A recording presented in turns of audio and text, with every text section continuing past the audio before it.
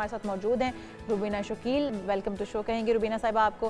रुबीना साहिबा, पहली बात तो ये बहुत खुशाइन बात है जो आप इक़दाम है जो आप कर रही हैं। जिस वेस्ट को हम फेंक देते हैं वो किसी बच्चे को पढ़ने के काम आ जाए, इससे अच्छी बात हो ही नहीं सकती है। अच्छा, इसमें खुश्क कचरा आपने टर्म यूज़ की है, तो ज़रा पहले हमारे नाज़रीन को बता दीजिए कि खुश्क कचरा कौन सा होता है जिसको यूटिलाइज़ किया जा सके। शुक्रिया जी, आप मुझे मौका देने का।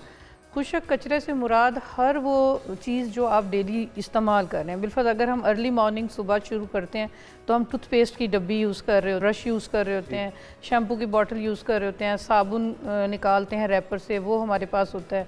किचन में जाते हैं तो चाय की पत्ती है, दूध का डब्बा है, कोई पिज़्ज़े का डब्बा है। इसी तरह आप अपने बेडरूम में आते हैं तो टिश्यू का डब्बा है, कुछ मेकअप्स की वो बॉटल्स, मतलब हर वो चीज़ जो आप सुबह से लेकर शाम तक यूज़ करते हैं और वो खाली हो जाती है, तो आप बिन में डालने की बजाय अगर हम एक थैला प्रोवाइड करते हैं और कि हम इस थैले में डालते जाएँ। हमारा एक स्लोगन है, सूखा कूड़ा बचाओ बच्चा पढ़ाओ। एक फैमिली अगर सूखा कूड़ा बचाती है तो हम एक बच्चा पढ़ाने का वादा करते हैं। अच्छा, तो बज़ाहिर ये सूखा कूड़ा हमारे जो खिदमत गुजार हैं डेली वो लेके भी जा रहे होते हैं, लेकिन उससे उनका वो भला नहीं हो सकता जो कि एक पूरी स्ट्रॉन्ग फॉलोअप करके और एक बहुत बड़े हुजम में हम उसको जमा करें फिर उसको सेल करें और फिर उसको एजुकेशन पे। और जो कचरा घरों से उठाते हैं वो तो इसी तरह से उठा के उसको जाके डस्टबिन जो बास्केट्स होती हैं, जो कूड़ा कचरा दान होते हैं उनमें फेंक देते हैं। फिर रिसाइकिल का अमल शुरू होता है, उससे आप तक तो वो रेवेन्यू नहीं पहुंच पाएगा या बच्चे तो नहीं पढ़ पाएंगे। तो जिस तरह से आपने कहा कि आप पॉलीथीन बैग्स दे देती हैं कि इन थैलों के अंदर कचरा डाल दिया जाए, वो खुश्क चीज़ें डाल दी जाएँ, तो वो आप तमाम घरों में इस तरह से देते हैं, डिवाइड करते हैं कौन से एरियाज़ हैं जहाँ पर ये आप काम कर रहे हैं, और रिसाइकिल का अमल भी क्या आप खुद ही करवाते हैं? इस हवाले से भी थोड़ा जी, हमने अभी तो हमें तकरीबन 22 साल से ज़ायद का अरसा हो गया इस वक्त। 22 साल जी। अच्छा, मैंने अपने घर के पोर्च से अल्हम्दुलिल्लाह शुरू किया था और आज 11 बिल्डिंग्स हैं अल्हम्दुलिल्लाह जो पूरे लाहौर में, सरगोदा और वाह कैंट, जहाँ बच्चों को तालीम दी जाती है। बिल्कुल 100% फ्री एजुकेशन है, ग्रेड 1 से लेके ग्रेड 12 तक। और हम सिर्फ एजुकेशन ही नहीं दे रहे बल्कि उनको दोपहर का खाना अल्हम्दुलिल्लाह मिल रहा है और उनको स्टेशनरी यूनिफॉर्म सब कुछ दे रहे हैं। और साथ ही इन 22 सालों में एक चीज़ और देखने में आई कि हमारे स्कूल में बहुत से बच्चे जो थे वो यतीम थे। अव्वल तो पूरे स्टूडेंट्स ही ऐसे लगते हैं कि वो यतीम से भी ज़्यादा बुरा हाल है, लेकिन लिटरली जिनके सर पे पेरेंट्स नहीं थे। तो आबरू एजुकेशनल वेलफेयर ऑर्गेनाइजेशन ने पीस के नाम से इदारा भी बनाया जहाँ यतीम बच्चे रहते हैं। अब इन सारों के अखराजात को पूरा करने के लिए हमने जो ये ज़रिया इख्तियार किया है, सूखे कूड़े को इकट्ठा करना शुरू किया है। तो सूखे कूड़े की अगर रुबीना साहब एलेबोरेट कर सकिएगा किस तरह से ये काम करता है सारा प्रोसेस। आप किन किन इलाकों में, जिस तरह शाल भी जाना चाह रही थी कि कहाँ कहाँ आप ये बैग्स प्रोवाइड करते हैं, फिर कलेक्शन का अमल किस तरह से होता है और फिर ये किस तरह से यूटिलाइज कैसे होता है? आप कह रहे हैं कि एक शॉपर के बदले एक बच्चा पढ़ सकता है, ये कैसे मुमकिन होता है? हम लाहौर के तमाम एरियाज़ में जाते हैं। अच्छा। कोई ऐसी जगह नहीं है जहाँ हम ना जा रहे हों। सिर्फ तरीक़ेकार ये होता है कि हमने, अगर आप लेट सपोज मॉडल टाउन में या डिफेंस में या कहीं पे भी रहते हैं तो हम हफ्ते में एक दफ़ा आपके पास आते हैं।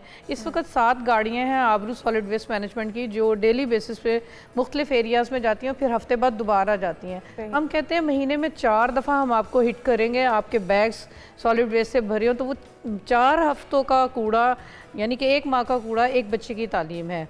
तो ये हो इस तरह रहा है कि इस कूड़े में बहुत सी चीज़ें आती हैं, जैसे प्लास्टिक आ रहा है, सूखी रोटी आ रही है, कपड़े आ रहे हैं, फर्नीचर आ रहा है। तो 6-7 लोगों को हमने एम्प्लॉय किया हुआ है, जैसे कारपेंटर है, जो लकड़ी आएगी उससे फर्नीचर बनेगा, उसको दीवारों को। ये आपके किन इलाकों में इदारे आपने बताया, आपने कितने इदारे बना लिए? 11 इदारे बना लिए, और किन किन इलाकों में मौजूद हैं वो भी बता दीजिए। नश्तर कॉलोनी, आई डोंट नो आप लोग जानते हैं, जनरल हॉस्पिटल से आगे कस्तूर रोड पे नश्तर कॉलोनी है, वहाँ हमारे 3 कैंपसेस हैं। जोहर टाउन में बागड़ियाँ एक पिंड है, स्लम एरिया है, उधर है। ग्रीन टाउन है और सरगोदा में है, वाह में है। हमारी कोशिश ये होती है कि जो स्लम एरिया है जहाँ स्कूल की फैसिलिटीज़ ज़्यादा करीब नहीं है और बच्चे अपने वसाइल की कमी की वजह से स्कूल नहीं जाते, तो हम लोग उनको हिट कर रहे होते हैं कि वो बच्चा स्कूल में आए। अच्छा, आप अपनी बात मुकम्मल कीजिएगा। आप बता रही थी कि जो कारपेंटर्स हैं वो लकड़ी को यूटिलाइज, इसी तरह इलेक्ट्रीशियन है, तो जो हमें इलेक्ट्रॉनिक का सामान मिल रहा है तो हम उसको सही करवा के, हमने एक थ्रेफ्ट शॉप बनाई हुई है, स्टूडियो बनाया हुआ है, शादी ब्याह के कपड़े हैं, अच्छे कपड़े हैं, वो हम एक जगह पे सेल भी करते हैं और फ्री में दे भी रहते हैं, क्योंकि हम डायरेक्टली झुग्गियों में भी काम करते हैं जहाँ 30 बच्चों पे मुश्तमिल, 30 फैमिलीज़ पे मुश्तमिल कोई ख़ानदान मौजूद है हर्ट्स के अंदर, झुग्गियों के अंदर, तो हम वहाँ डायरेक्टली अपनी टीचर और एक अपना कारी भेजते हैं।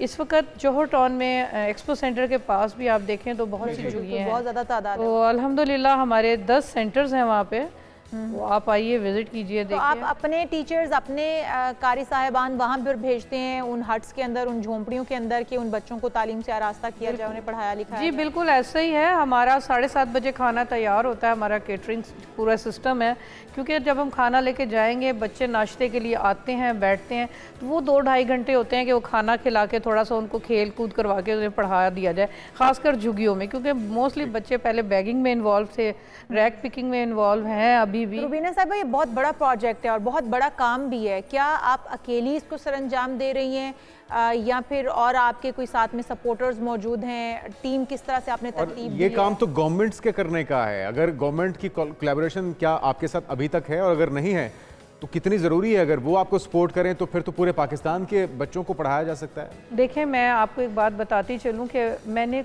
उंगली कहीं नहीं उठाई कि आप या मेरा मुल्क या गवर्नमेंट, मैंने सोचा मैं क्या कर रही हूँ, तो मैंने अपने से स्टार्ट लिया, और मैं अकेली नहीं हूँ अल्हम्दुलिल्लाह। मेरे मुल्क के बहुत बाइज़्ज़त साहिब हैसियत शहरी, तकरीबन 7,000 से ज़ायद लोग इस कारवां में शामिल हो चुके हैं इन 22 सालों में, जिनमें आज आप भी शामिल हो गए हैं।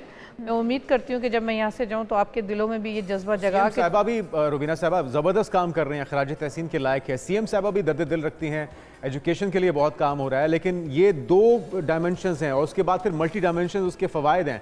सबसे पहले तो कि कूड़े को ठिकाने लगाना और फिर उससे बच्चों की तालीम का बंदोबस्त करना और फिर चीज़ों को यूटिलाइज़ करना, तो ये मल्टी टास्किंग काम है।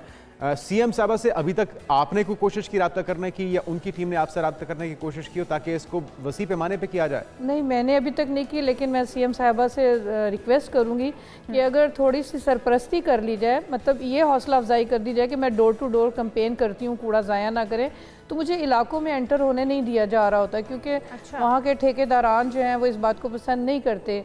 हालांकि जो कूड़ा मैं लेती हूँ वो डस्टबिन में नहीं जा रहा होता, अगर मैं समझाती हूँ। तो अगर मुझे थोड़ी सी प्रोटेक्शन मिल जाए, चले मुझे माली ना इमदाद मिले, लेकिन मिल जाए, ट्रांसपोर्टेशन की कम अज़ कम, LWMC की जो गाड़ियाँ हैं, जो उनके पास फैसिलिटीज़ हैं मुख्तलिफ सोसाइटीज़ की, वो कम अज़ कम आप तक जो रिक्वायर्ड जगह है वहाँ तक वो सारा कूड़ा पहुँचा दें। अगर ये मिल जाए तो मैं आपको यकीन दिलाती हूँ, अपने मुल्क के बड़े लोगों को यकीन दिलाती हूँ कि मेरे मुल्क का कोई बच्चा बगैर तालीम के इंशाल्लाह नहीं रहेगा। बहुत बड़ा मैसेज है, बहुत बड़ी बात है कि मुल्क का कोई बच्चा अनपढ़ नहीं रहेगा, तालीम के बगैर नहीं रहेगा।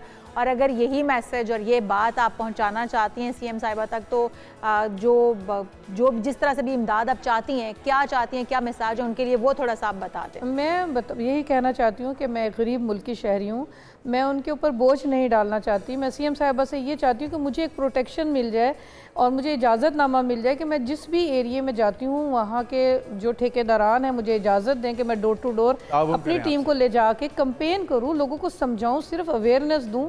तो और इन बच्चों को जो कि झुग्गियों तक महदूद हैं उनको भी रसाई हासिल हो, वो आप तक पहुँच सकें या आप उन तक पहुँच सकें। और आपके पास अगर असातिज़ा का स्टाफ, बेहतरीन स्टाफ होगा, मज़ीद स्टाफ होगा, तो आप जिन लोगों तक नहीं पहुँच पा रही हैं आप उन तक भी जल्द से जल्द पहुँच पाएंगे। बिल्कुल ऐसा है। ये 11 स्कूल हैं और मैं इंशाल्लाह अपनी टीम के बिहाफ पे यकीन दिलाती हूँ ये 11,000 स्कूल बन सकते हैं इंशाल्लाह, और ये बहुत आसानी से बन सकते हैं अगर ये कम्युनिटी मेरे साथ जुड़ जाए। जैसे कि अभी 7,000 हैं, तो ये अगर 7 लाख हो तो आप सोचें कि कितने हज़ार स्कूल खुलेंगे इंशाल्लाह। बहुत शुक्रिया, इंशाल्लाह हमारी दुआएं आपके साथ हैं। बेस्ट विशेज़ हैं। रुबीना शकील साहिबा समाजी कारकुन हैं जो कि बहुत बड़ा बीड़ा उठाए हुए हैं बच्चों की तालीम का।